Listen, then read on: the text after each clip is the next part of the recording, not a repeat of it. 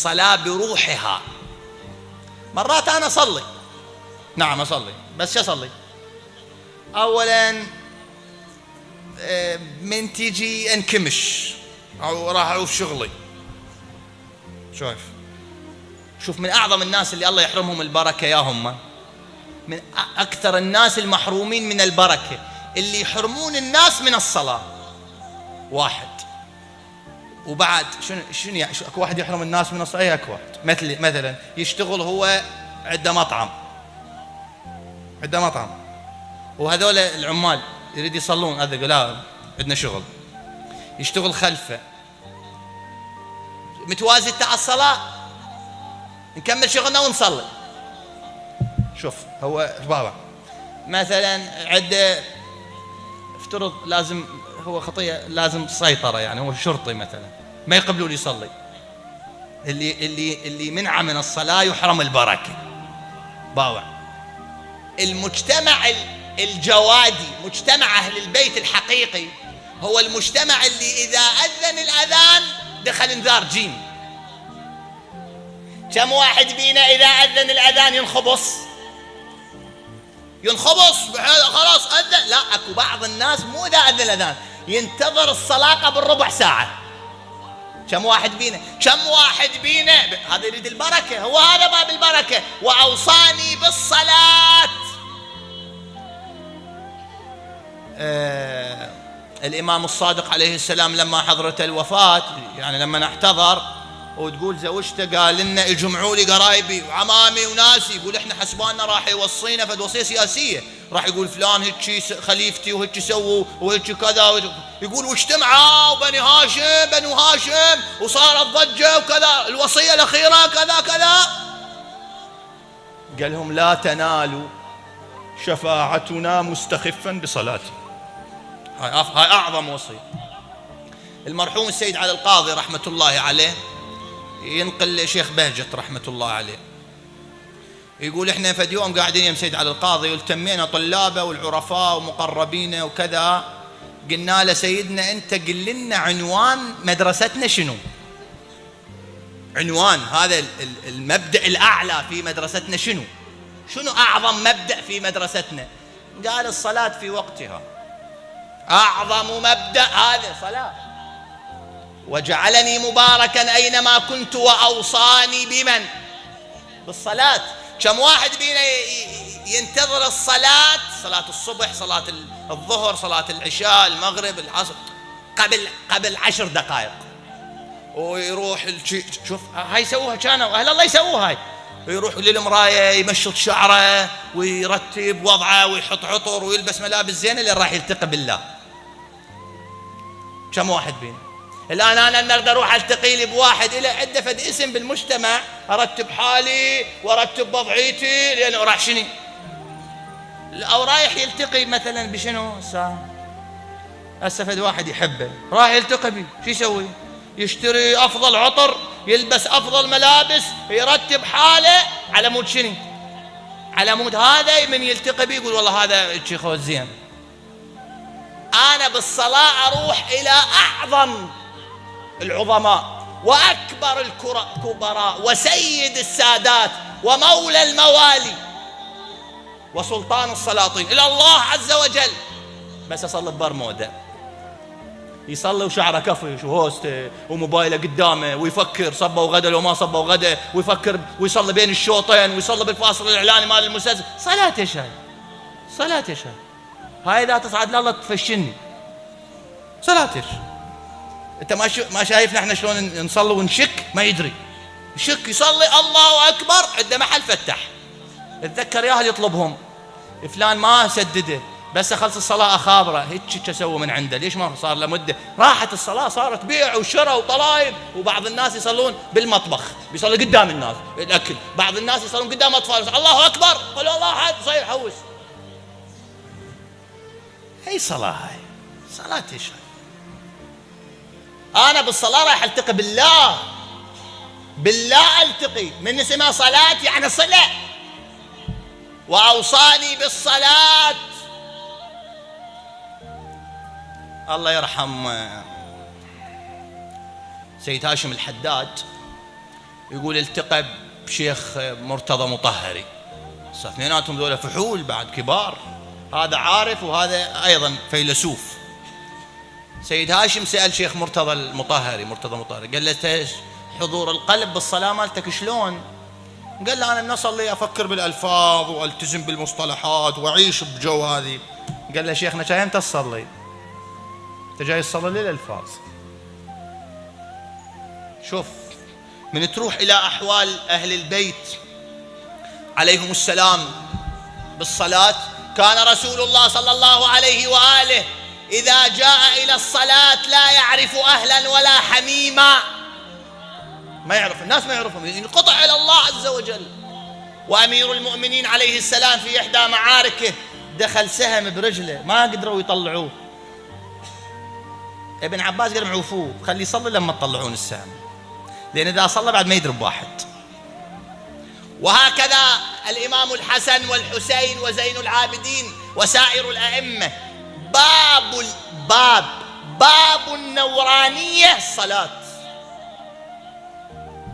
وقت الصلاة إلى قيمة عندك، لو صلي شو ما كان، لما نوصل بعض الناس مسافر، لما نوصل يداوم، لما نحل بالكلية، لما نطلع يصليها يمتى؟ يصلي قبل شنو هاي؟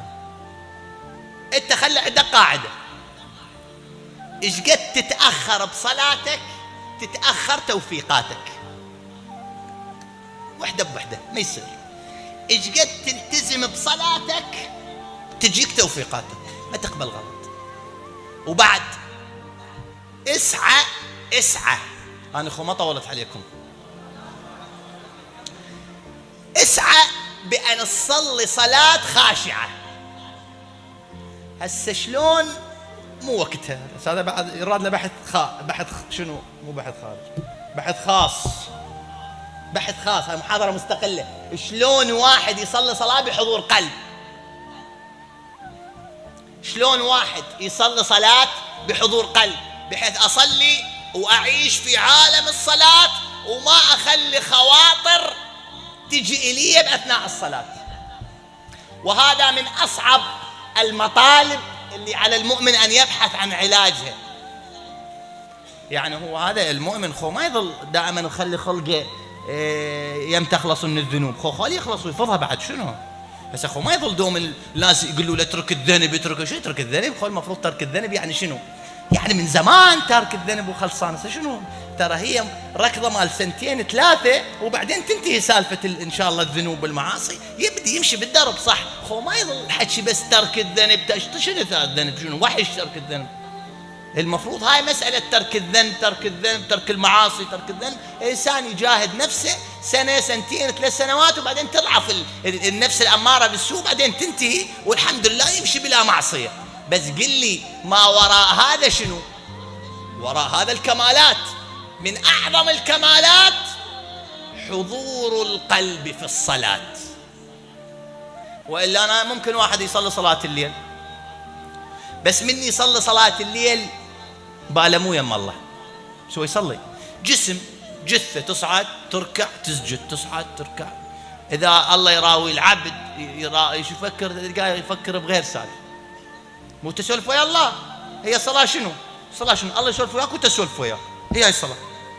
الله يسولف وياك بالصلاة، أنت من تقرأ القرآن يعني الله يسولف وياك، من تقول الحمد لله رب العالمين الرحمن الرحيم كذا يعني الله يسولف وياك، من تقول له سبحان ربي العظيم يعني هذا يسولف، يعني أنا أسولف وياه. هي الصلاة عبارة عن لقاء، أنا أسولف وياه وهو يسولف وياي، هاي هي. زين إذا هو يسولف وياي وأنا بالي مو يمه، دخل واحد هسه يقعد له يم واحد من هذا يعني الناس الكبار ويسولف وياه باله مو يمه، شو يقول له؟ قلت ما تحترمني، أنت ما تحترمني، أنا أسولف وياك توذع، وين بالك؟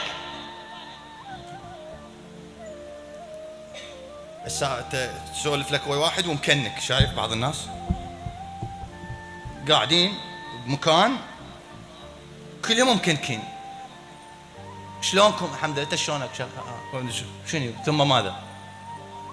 هذا معناه ماكو احترام.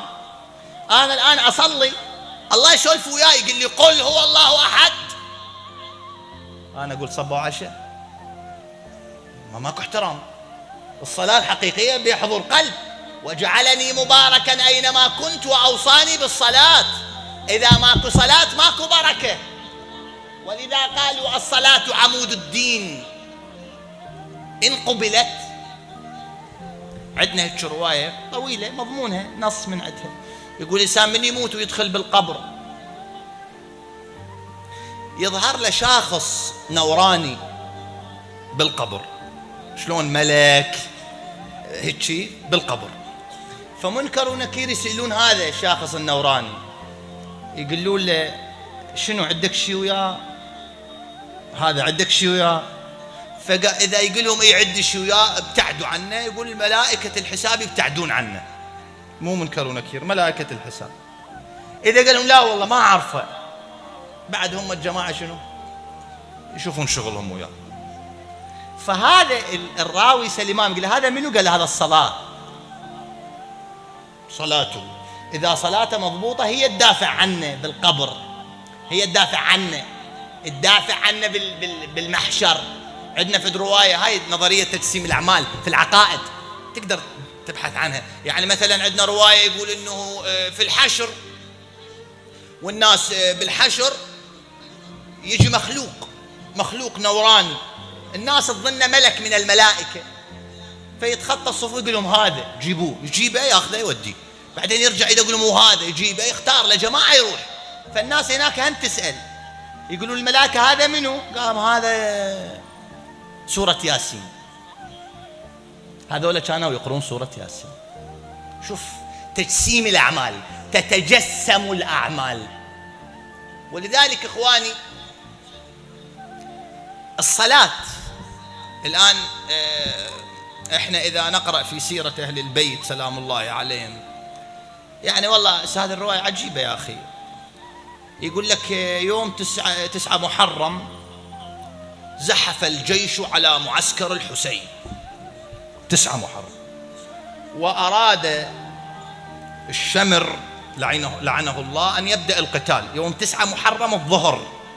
صارت الدنيا العصر حاوطوا الحسين من كل جهة. الإمام الحسين قال لأبي الفضل عليه السلام، قال يا أبا الفضل اذهب إلى القوم وقل لهم يمهلونا سواد هذه الليلة لنتفرغ إلى عبادة ربنا، فإنك تعلم حبي للصلاة والدعاء وقراءة القرآن والعبادة.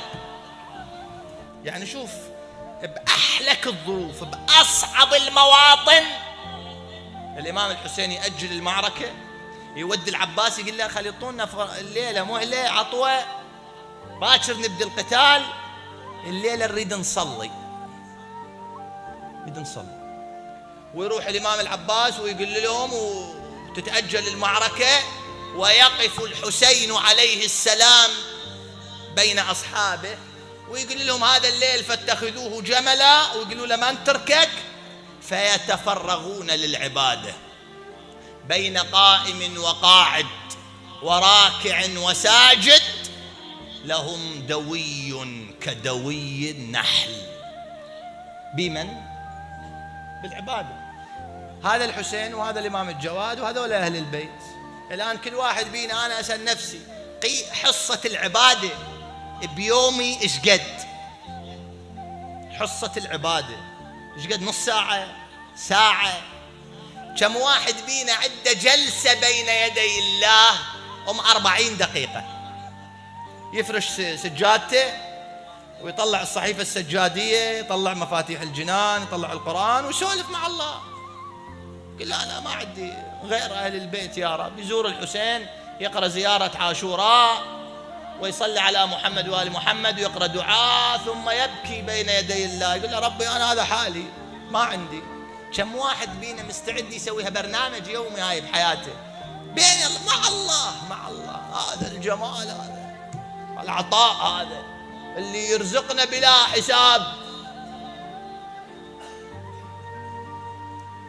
ولذلك انت قد تستغرب تشوفهم في أحلك الظروف يستأنسون بالعبادة. يقول الإمام السجاد عليه السلام: رأيت عمتي زينب يمتى بالليل تصلي ولكن من جلوس. جيتها قلت لها: عمة زينب تصلين بس من جلوس مو من عوايدك، تصلي صلاة الليل لكن شنو؟ من جلوس. قالت له: عم علي ما تركت مصائب أبي